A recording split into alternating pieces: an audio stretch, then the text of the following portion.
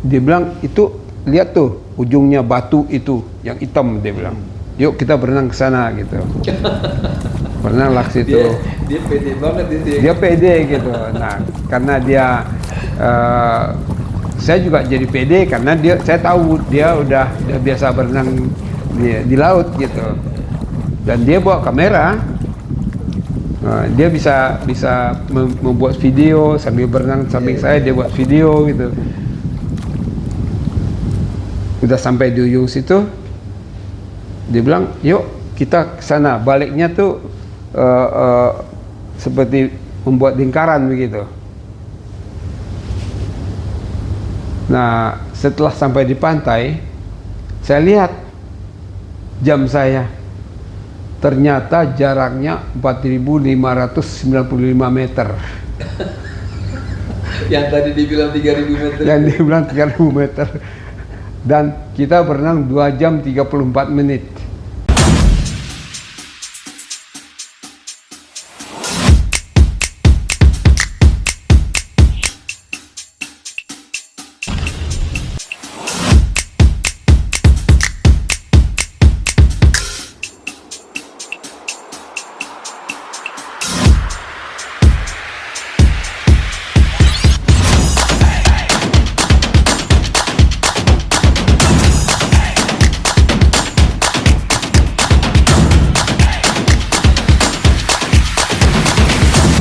Assalamualaikum warahmatullahi wabarakatuh. Hai pemirsa, kita akan bicara lagi dengan Mr. Don yang pada episode pertama telah menceritakan bagaimana beliau bisa melakukan pekerjaan-pekerjaan dilakukan anak muda saat ini. Padahal beliau sudah berumur 70-an. Kemarin kita sempat merayakan umur beliau yang ke-73. Dan kita sudah dengarkan bagaimana beliau berlari, berenang, dan naik sepeda. Sekarang kita akan dengarkan bagaimana beliau bisa sampai, Pak Don, Mr. Don itu sampai kepada triathlon. Padahal itu Pak Don waktu itu kan belum pernah berenang di udara terbuka ya, masih di kolam renang gitu. Mungkin Pak Don bisa ceritakan tahapan-tahapannya mengenal berenang di alam terbuka itu. Baik, Pak Indra. Mungkin lebih baik saya cerita tentang pengenalan saya dengan laut. Oke. Ya. Nah, saya punya 2 orang anak. Yang pertama perempuan, yang kedua laki-laki. Nah, anak saya yang pertama ini suka diving. Sampai dia pernah melakukan night diving. Night diving itu apa? Night diving itu diving di malam hari. Kalau kita diving di siang hari, itu air laut itu bening. Di cahaya matahari itu tembus sampai 30 meter, 40 meter tuh terang benderang tuh sampai bawah. Kalau night diving, kita nggak lihat apa-apa. Menurut anak saya, biota atau ikan yang dilihat pada malam hari itu beda dengan yang dilihat di siang hari. Karena ada ikan itu yang siangnya dia cari makan, malamnya tidur. Dan sebaliknya, ada yang cari makannya malam, siangnya tidur gitu. Nah, kalau mau lihat binatang malam itu ya harus night dive gitu. Tapi kalau gelap pakai apa lihatnya? Pakai senter. Oh, bawa senter ya? Bawa senter mereka. Nah, kemudian anak saya yang perempuan ini ngajak adiknya juga diving. Nah, akhirnya mereka berdua sering diving. Nah, pada tahun 2014, waktu itu umur saya 62 tahun. Anak saya ini berdua ingin diving di Labuan Bajo. Nah, mereka minta saya ngantarin. Mereka diving itu 4 hari. Jadi bertiga aja Pak Don? Bertiga kami ke Labuan Bajo. Terus saya pikir-pikir, ngapain saya tinggal di hotel? mereka bengong aja gitu ya? Bengong di hotel. Mereka pergi ke laut diving gitu. Terus saya tanya-tanya di hotel, bisa nggak di sini, ada nggak yang bisa Mengajarkan diving. mengajarkan diving? Saya ingin ngambil sertifikat, saya bilang. Iya, iya. Nah, mereka carikan, ketemulah instrukturnya orang Kanada. Oh. Nah, si instruktur ini kalau dia nyatakan kita lulus, kita dapat sertifikat diver sebagai diver dari PADI. Padi itu klub atau lembaga apa itu? Organisasi internasional yang memberi sertifikat untuk diving. Oh. Jadi kalau kita mau diving itu internasional organisasinya. Mau kita pergi diving kemana saja, kita bisa bawa itu kartu PADI. Iya, iya. Jadi si orang lokal tahu harus bagaimana menemani kita diving itu gitu. Iya, iya. Karena kalau si orang Kanada ini berada di situ itu memang dia anggota dari PADI atau bagaimana? Dia anggota, dia berhak rekomendasi untuk dia memang instruktur. Dia berada di sana selama berapa bulan atau berapa tahun dan dia boleh memberi sertifikat gitu. Memasukkan sertifikat. Berarti mungkin dia memang di sana itu menunggu orang-orang yang mau belajar diving kali ya. Ya. Nah, itu di hari pertama saya disuruh hanya nonton video tentang diving. Oh, iya, iya, iya. Ada beberapa jam gitu. Jadi nonton aja ya? Nonton aja gitu. Di hari kedua disuruh menjawab pertanyaan dari video itu. Bahannya video itu kita jawab pertanyaan. Ada beberapa puluh pertanyaan gitu. Yang berkaitan dengan video yang barusan kita lihat. Ya, di hari ketiga saya diajak ke laut yang dalamnya 3 meter. Oke. Pertama dia tanya, kamu bisa berenang? Gitu. Saya bilang bisa. Coba kamu berenang ke tengah 50 meter, kemudian balik lagi. Nah, setelah dia tahu saya bisa berenang, kemudian saya diajak turun ke dasar di kedalaman 3 meter. Nah, di bawah itu diajarin. Kita kan kalau diving itu ada kacamatanya dan ada alat untuk nafas yang tersambung ke tabung oksigen yang ada di punggung kita gitu. Nah, diajarin bagaimana cara turun, bagaimana cara naik, kemudian di kedalaman 3 meter di bawah disuruh lepas kacamata renang, disuruh lepas itu alat untuk bernafas, kemudian suruh pasang lagi. Nah, waktu kacamata renang ini dilepas, kan itu ada air. Waktu kita pasang lagi itu kan penuh air tuh. Nah, itu diajarin bagaimana cara meniup air itu keluar gitu. Nah, itu setelah dipakai kan masih ada air tuh. Ya. Diajarin bagaimana mengeluarkan air nih gitu ya. Iya, dari sini sampai kosong lagi tuh kacamata gitu. Ya itu katanya gunanya seandainya kita sedang diving nih, kita kaget atau apa terlepas. Nah, kita harus tahu tuh bagaimana caranya memakai lagi dan membuang air dari kacamata itu gitu. Itu hari ketiga. Hari keempatnya saya boleh ikut diving. Nah, saya udah sama anak saya tuh naik speedboat ke tengah laut.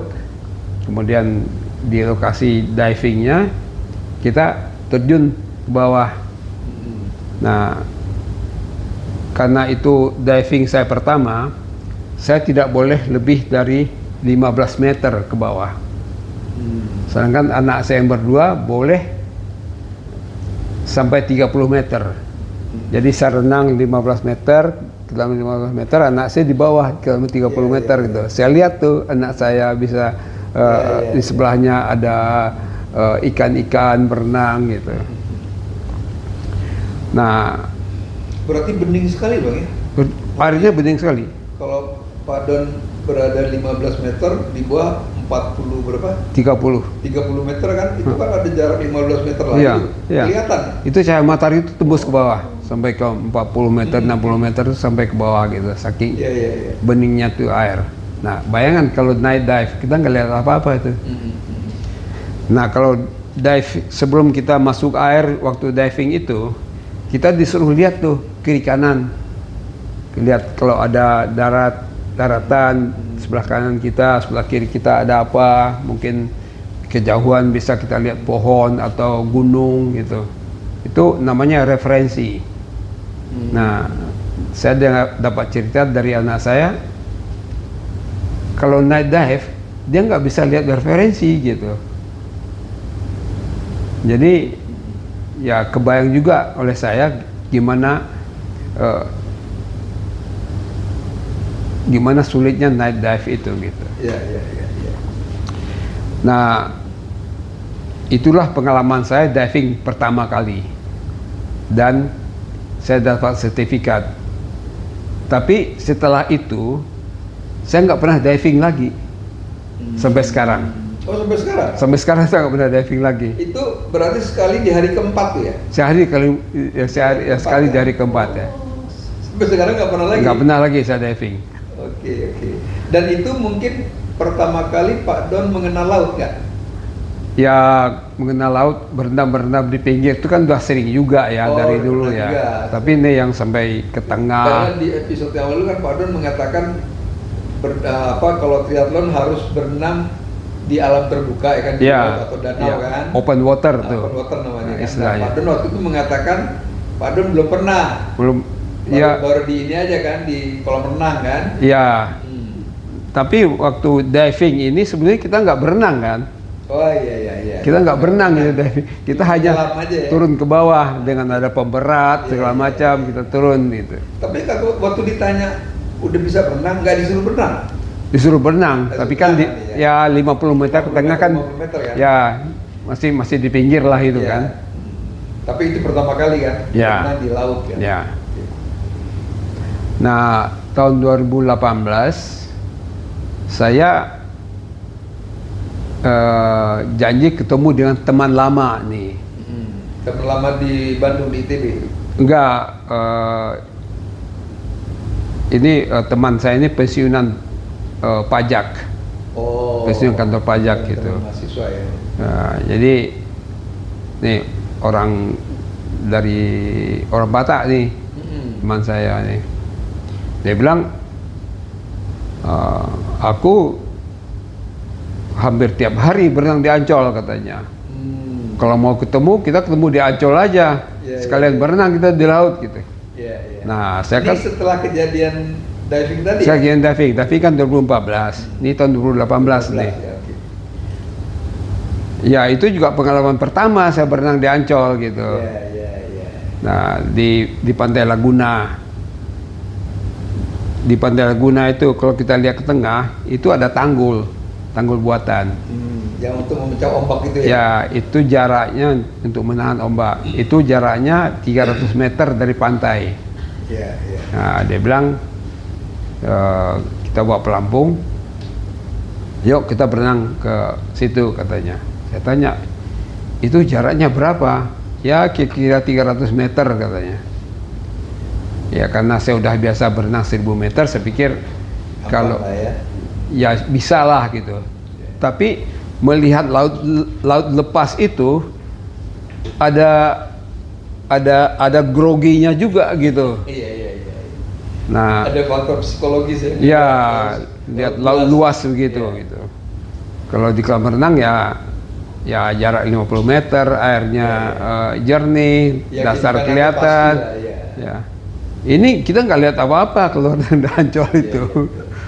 Mungkin dalamnya ada 3-4 meter lah itu lautnya gitu. Nah, dari pantai ke tanggul itu saya 3 kali berhenti. Panik. Kalau kita panik. Tunggu sebentar, Pak Don. Kan tanggul itu bukan menjorok begini ya ke laut ya? Iya, tapi di sisi kanan itu nyambung ke tengah gitu. Oh, oke. Iya, ya. Ini ke pantai gini nih. Ah. Nah, dari sini dibikin tanggul ke tengah gini. Nah, ini 300 meter nih. Oh, gitu. Nah, dari pantai Laguna ke tanggul itu saya 3 kali berhenti. Waktu berangkat, waktu Ya. menuju Tanggul ya. Ya, kemudian kita istirahat sebentar di tanggul, berenang lagi balik. Nah, itu lancar saya berenang 300 meter. Oh, Langsung gitu, Pantai. nggak berhenti lagi gitu. Nah, sampai di pantai dia lihat, sudah bisa kau kulihat katanya. Iya, iya. Ayo kita berenang lagi gitu. Iya. Akhirnya berenang lagi tuh ke tanggul sekali lagi. Iya. Lancar juga, balik lagi udah lancar tuh. Lancar, oh. Jadi hari itu saya berenang 1.200 meter tuh. Iya. Nah, kemudian 600 ya. ya berenanglah beberapa kali di Ancol. Habis itu saya ke Jambi itu. Ya. Ada saya Kerjaan di Jambi. pekerjaan di Jambi. Jadi terputus tuh berenang di Ancolnya gitu. Yang ke Jambi yang kemudian sepeda 100 kilo itu ya 100 kilo itu. Nah, tahun 2023 bulan Januari saya kan sudah berniat ikut triathlon tuh di Jatiluhur. Ini kan open water. Iya. Lagi tuh 750 meter berenang di waduk, kemudian sepeda 20 km, lari 5 km. Iya. Yang saya selalu khawatir renangnya ini. Makanya di akhir tahun 2022 itu saya pergi ke Ancol, pergi berenang. Saya sampai di Ancol itu kira-kira jam 9 pagi. Orang sudah tidak ada yang berenang lagi ke laut kan udah panas. Kalau rupanya orang berenang di Ancol itu mulainya jam 6 jam 7 pagi mereka berenang gitu. Jam-jam 8 gitu udah selesai. Iya. Jam 8 jam 9 itu udah selesai. Nah, saya datang jam 9 udah nggak ada lagi berenang. Iya berenang ya. Nah, di Ancol itu ada lifeguard itu. Nah, saya minta tuh lifeguard nemanin saya untuk menemani saya berenang ke tanggul itu. Ya. Loh, kok ke Tanggul kan udah kemarin bisa. Ya, tapi kan udah terputus lagi. Tahun 2018. Ya. Ini tuh udah 4 tahun kemudian nih tahun 2022. Oke. Jadi udah nggak terbiasa lagi gitu. Nah, jadi lifeguard ini 2 orang, mereka naik perahu kanu yang di dayung itu. Mereka nemanin saya tuh, saya berenang di sebelahnya perahu itu gitu. Mereka ngambil video, yang satu mendayung, yang satu ngambil foto, bikin video gitu.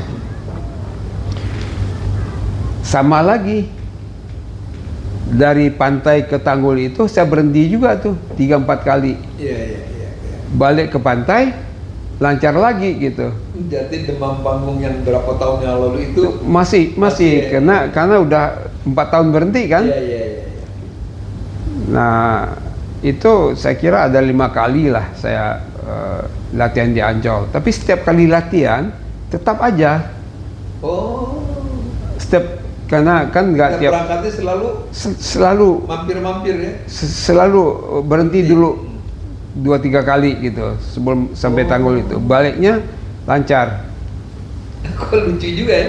Ya, karena memang harus dibiasakan. Karena belum jadi kebiasaan gitu. Iya. Jadi ada groginya di awal. Ya akhirnya waktu triathlon Jatiluhur nggak hilang juga tuh groginya. Oh, yang kemarin itu Pak Don cerita mampir di kapal-kapal. Iya, di perahu-perahu itu, Iya. gantungan dulu di perahu itu gitu. Nah, tahun 2024 saya kan sudah berenang di BSD itu. Nah, salah satu teman yang berenang di BSD ini itu sering berenang di Ancol. Mungkin 2-3 kali seminggu dia berenang di Ancol gitu. Ini teman lain lagi nih ya. Teman lain lagi nih. Ini masih lebih muda lah dari saya. Umurnya masih waktu itu masih mungkin 47, 48 gitu lah. Masih di bawah 50 lah. Sementara Pak Don 40 udah akhir. Iya, saya udah 70-an. 70-an malah ya. Tahun 2024 kan udah 72 saya. Ya, oke. Nah, dia ngajak lagi berenang di Ancol gitu. Nah, saya ikut tuh sama mereka, sama dia berenang di Ancol. Itu mulainya tahun 2024 bulan Oktober. Baru dong. Baru 2024 bulan Oktober tahun lalu. Jadi dari pantai berenang ke Tanggul, kemudian berenang lagi ke tengah. Ya kira-kira 2 kilometer, 2,5 kilometer gitu bolak-baliknya. Saya udah ikut 3 kali itu yang renang 2000 meter itu. Ya. Nah, itu saya udah tenang itu, udah nggak ada demamnya, udah nggak ada tuh. Jadi nggak ada putus-putus lagi. Nggak ada putus-putus lagi gitu. Nah, tapi kan sampai paling jauh itu 2.400 meter lah gitu. Setiap kali itu kita berenangnya 5-6 orang.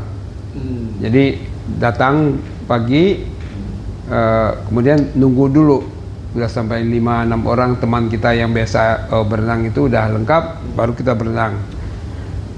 Nah, suatu hari tanggal 23 November tahun 2024, saya udah datang nih sama teman ini dari ke Ancol, berdua dia. Kita tunggu sampai jam 7, nggak ada lagi yang datang. Yang teman biasa ikut berenang tuh nggak ada yang datang gitu. Akhirnya cuman saya berdua aja sama teman ini gitu. Ya, dia pengalaman renangnya di laut kan udah banyak tuh. Udah ikut Oceanman di Bali. Oceanman itu 5.000 meter dia berenang, menyeberangi Selat Madura 4.600 meter. Selat Madura tuh 4.600 meter. Ya, di seberang itu. Iya. Terus dia pernah menyeberangi Selat Bosporus. Wih, berapa meter? Berapa kilo? Itu 6,5 kilo. Dari sisi Asia ke sisi Eropa. Iya. Ini Itu teman Pak Don yang itu. teman ini. Oke. Itu jadi Selat Bosporus itu kan salah satu selat yang terramai di dunia dilewatin kapal. Nah, di bulan Agustus itu mereka stop tuh selama 4 jam kapal-kapal itu untuk acara berenang melintas Selat Bosporus itu. Oh. Itu mereka itu di kota Istanbul itu kan terbagi 2 itu. Nah, jadi dari sisi Eropanya dibawa dulu pakai ferry ke sisi Asia, situ loncat ke laut, nanti berenang sampai ke sisi Eropa lagi, kembali gitu. Itu jaraknya 6.500 meter. Nah, jadi teman ini memang udah jago berenang di laut gitu. Nah, karena kita hanya datang berdua, dia bilang, Pak Don, yuk kita coba rute baru. Saya bilang, jangan main-main nih, ini ngajak berenang orang tua nih, saya bilang. Itu dia umurnya waktu itu? Umurnya masih mungkin 49, 48, 49 gitu. Saya umur 72. Iya. Nah, dia ngajak berenang rute baru. Saya bilang, berapa jauh itu? Dia bilang, ya kira-kira 3.000 lah gitu, 3.000 meter gitu. Saya bilang, benar nih 3.000 meter. Kan kita udah pernah berenang sampai 2.400 meter. Kalau 3000 meter boleh dicoba, saya bilang. Nah, berenanglah itu kita berdua ke tengah dulu, terus Itu di mana? di Ancol. Oh dia. Di Ancol juga, dari pantai nyebrang ke Tangguh 300 meter, ke tengah lagi. Iya, iya, iya. Biasanya setelah 1000 meter kita balik gitu ke pantai lagi. Nah, ini kita, dia bilang itu lihat tuh ujungnya batu itu yang hitam, dia bilang. Yuk kita berenang ke sana gitu. Berenang lah situ. Dia pede banget itu ya. Dia pede gitu. Nah, karena dia saya juga jadi pede karena saya tahu dia udah biasa berenang di laut gitu.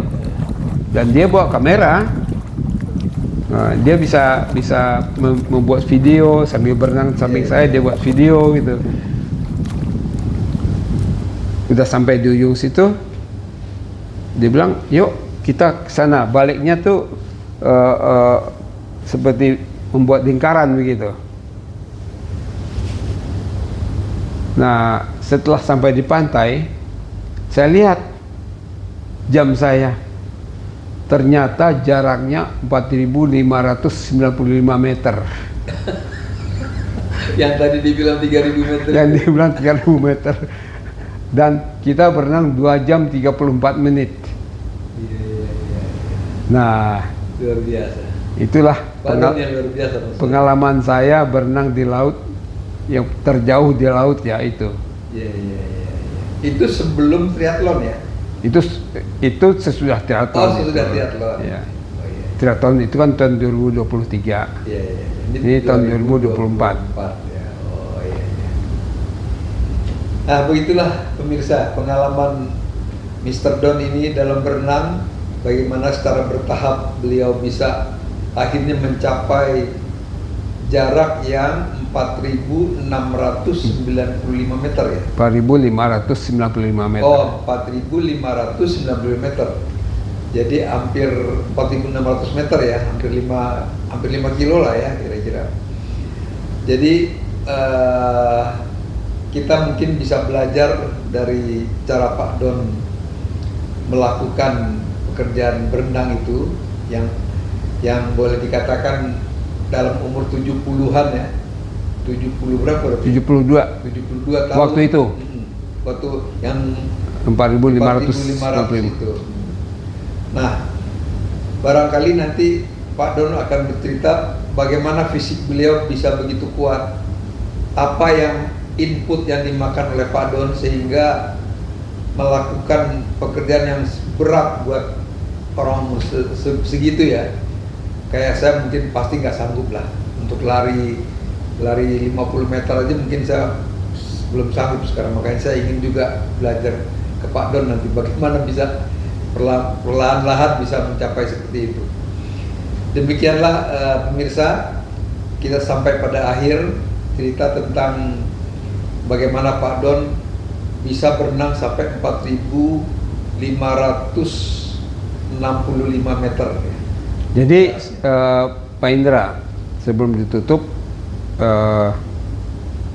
saya yakin rahasianya adalah nutrisi, olahraga, istirahat, itu harus seimbang. Ya.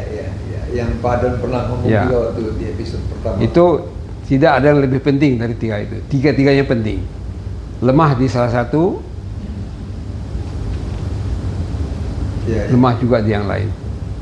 Nah, demikianlah pemirsa, kita baru mendengarkan apa yang diceritakan oleh Mr. Don, bagaimana ia berenang, belajar berenang sampai di laut terbuka dan bisa mencapai 4.695 meter.